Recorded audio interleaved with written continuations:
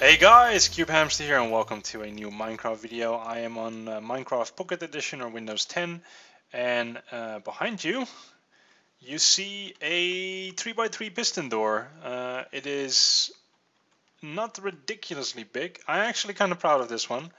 And the reason I'm doing this is because I was looking for 3x3 piston doors, like just to see what people have been coming up with, seeing as Redstone's only just come out. And I don't know what some YouTubers have been smoking, but like some of the things that pop up are not 3x3 piston doors.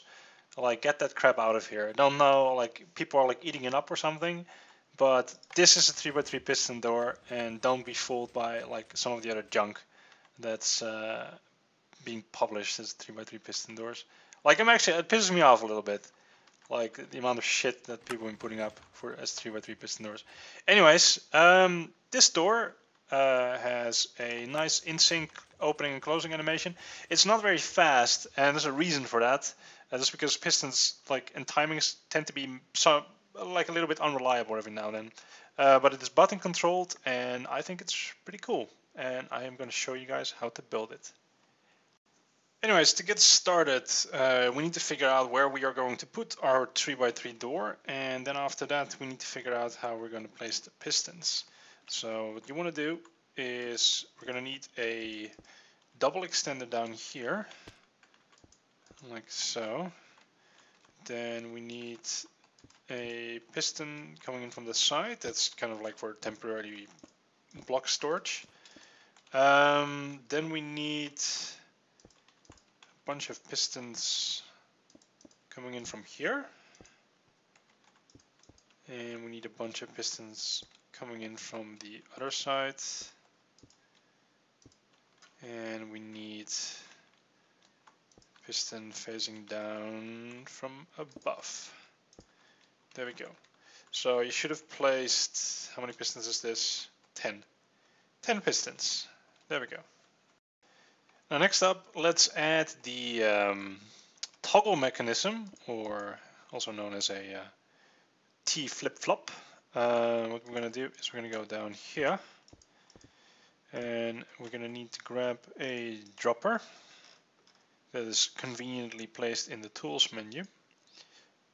And this is I think the smallest way you can do this. But dropper facing upward, then dropper facing towards the side, and then we put in an item like redstone or something. And if we were to grab a button, let's grab a wooden button, and click that, and we were to grab a comparator. Don't know why I have two hoppers. There we go. So click off, click on. Can't click too fast. Click off. T flip-flop, there we go. And let's grab all this stuff. And let's actually go here already. You can place a torch here and a torch to the side, which we'll use for some things. But that is the trigger mechanism. Okay, well, two things next. First of all, I like to emphasize that this button actually has to be made of wood. That's because the timing between the on and off, sort of the timing that I can just show you. When you press a button, it is pressed for a certain amount of redstone ticks, and the wooden button takes longer than the stone one, and that is actually very important for this build. Anyways, let's let's continue. What we're going to do now is probably one of the most obscure redstone things I've ever done. But what we're going to do is we're going to go here. Then we're going to grab a piston. Let's see. Piston, tools, piston. Grab a piston, and we'll place the piston under here. Then actually another thing that's important, we're going to place a lever here. That's actually not the obscure thing, that's just to redirect the redstone. You'll see later on, you see why we do this. But to redirect the redstone so it turns into a line, And then what we'll do is we'll grab an observer block, and here it gets interesting. So we grab an observer block like that, then we grab another piston and we face that one upward. I said upward. Come on, upward. And then we'll grab another observer block and we'll actually like remove this piston for a second. We'll place that one like this. No, like this. So it's facing this way. Get rid of that. And then we'll replace these pistons there and there. And the reason we do this is because now when we press this button, this piston will extend. That will trigger the observer block, which will trigger this piston, which will trigger this observer block, which will then extend this piston. But then this one unpowers, so this piston retracts, which is detected by this observer block, which causes this piston to extend again, which is detected by this observer block, which causes this piston to extend again. So what we've basically done now in a super obscure way, this thing is going to trigger twice. Once on the rising edge, that's like when it's getting powered, and once on the falling edge when it's getting unpowered. Super obscure, but kind of cool in a way. Okay, let's see if we can actually do the block placement for these two blocks. So the idea is that this is going to get pushed up here, then this is going to extend down here, and then both of them are going to get pushed up. So let's see if we can actually figure that out. We want to place a block here, and then another block here, and we'll grab a 3-tick delay repeater, and there's no quasi-connectivity, so that piston below is not going to notice. And we can actually place repeaters on observer blocks. So we'll place a repeater here on 4 ticks. And then what we'll do is we'll go here, place another 4-tick delay repeater. That one goes into a piston. This is also pretty obscure, but goes into a piston. The reason like this is all like so obscure in ways is because I wanted to make this thing compact. That was the challenge, personal challenge. And then we'll grab a redstone block. I already had one. And that redstone block, when it is retracted, is going to retract next to this repeater that's on 4 ticks, which will fire into this block, which will trigger a redstone torch, which will power this piston. And that is, so the way this is wired up now, when we power what we just did, the first thing that will get powered is this piston. Then the second thing that will get powered is this piston. And the third thing that will get powered, like if we go up here and then down here and then this way, is this piston again. So this piston is the first piston to trigger and the last piston to trigger. And that is kind of a little bit important due to how we want to handle these blocks, because when we trigger this now, this block will actually get moved here, which is really good. And on the way up, this will happen. So what we end up with now is a floating block up here. So now it's just a matter of making a double extender on the other side, and then we have to do like all the pistons around. But this is already a good chunk of the door done. Now, in order to do the double extender thing, we need a pulse, and we need the pulse only when this signal's on, which is what has happened now. So what we can do is we can get rid of these blocks, they don't really do anything, and put a dropper here. And a dropper is a very simple pulse generator. As long as you spit the item into a hopper, that's what then like immediately put it back. This creates a quick pulse. Kind of like, you can hear it click probably.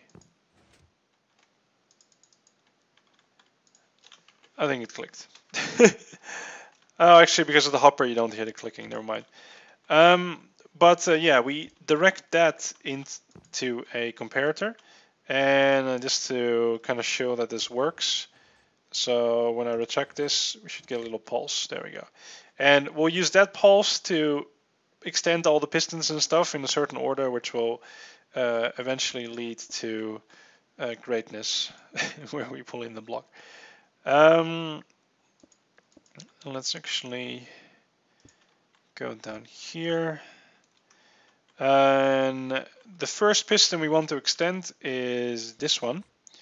And what we're going to do is actually, I can already place a piston here because I need to do something else with this. But let's grab some redstone dust. Want some redstone dust here, and then like I preferably wanted to put redstone dust there, but that causes this being connected to that, so we need to add a little bit of delay. But now when we do this, there we go, that piston extended. So that's the thing, or at least the piston below extended. But yeah, now we need to just do all the other stuff. For the rest of the timings, you want a block here and a redstone torch, and then we're going to send a signal to the bottom piston, and that's in order to retract it. This one's going to be 2, 2, and 2, 2, 2, 2. Then above that, we'll have another one going into a block here. 2 repeaters, 2, 2, and I need some redstone dust. Where is my redstone dust? I can just grab it from somewhere. What don't I need? I don't need a dropper right now. Redstone dust there, and then this one's pretty obscure again. Let me just grab an observer block. There we go. Observer block here into. I need a delay. Basically, that's the issue here. I needed as much delay as possible. Observer block. This observer block will retract when this one like retracts. And then we fire this upward into 2, 4, 2. Boom. There we go. So now, assuming I didn't mess anything up, 2 blocks up and down. There we go. So now all we need to do is hook up all the pistons around, and then we're basically done. Grabbing a signal from here. And I need a slab actually. Slabs are very good ways to like zigzag your way upward. I need some redstone dust. Let's grab it from here. So we zigzag up here where we've now powered this piston. And now we've powered that piston. Actually, we should probably power this piston first. We can actually power like that. Then we go here. I'm probably doing it a little bit different than the other one, but it doesn't really matter. Then we go here into a block so that we're powering this piston. And we need to kind of just continue like this until we power this piston and it starts raining. And we power this piston. This one. Why is there a piston there? What's the meaning of this piston? I think I kind of just forgot to remove that one. There and there. So I think we have all of them now. It is so dumb that I can't turn off the rain. But that's the Windows 10 edition. We have blocks there, and we need blocks here, and we need blocks there, and then we are basically done. You have a very sweet 3x3 piston door that can actually be called a piston door. So now when we click the button, it closes, and if we click again, opens. I hope everything works. That'd be amazing. Yeah, guys, I hope you enjoyed this video. If you did, be sure to leave a like, and if you're new to my channel, be sure to subscribe because I'm going to be doing a 4x4 door after this. I plan on just getting them all out of the way, just so that like there's actually some decent doors on YouTube for Minecraft Pocket Edition. Guys, thanks for watching, and hopefully I'll see you in the next one. Bye bye.